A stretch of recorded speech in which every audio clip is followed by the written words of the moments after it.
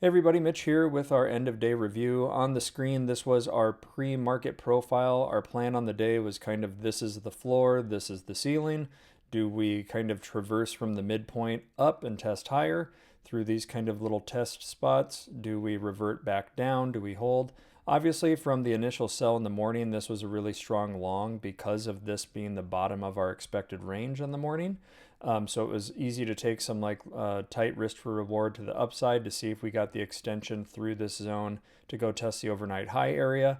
Obviously, that did not happen as far as the extension, but we did consolidate under that and ultimately fade back. The London close period, which is here, is when we shifted gears and started considering our intraday profile and how that lined up.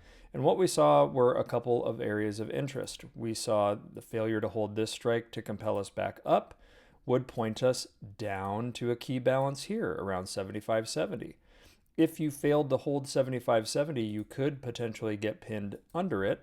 And if you were not actually selling all the way down through this range, the closer you got to the end of the day, because it was kind of compelling us here, there was an outside shot at magnetizing towards this key strike at 75.70, which is what we got. Obviously, we got some help at the very end of the day because you got some vol crush on the back of what I would consider it to be a short cover rally.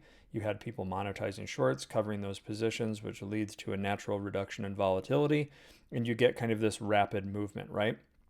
What happens tomorrow may be a different story, but as far as what we covered post London close and on stream, it really boiled down to this key strike here at 75.95.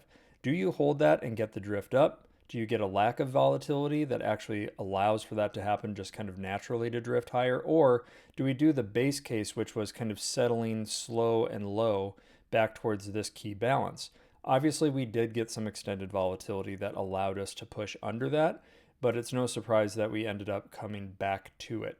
I think the shape that we talked about of the natural path of things and placing those probability-based bets, but then using a deterministic if-then framework to decide to deploy risk or not, provided some great opportunities today.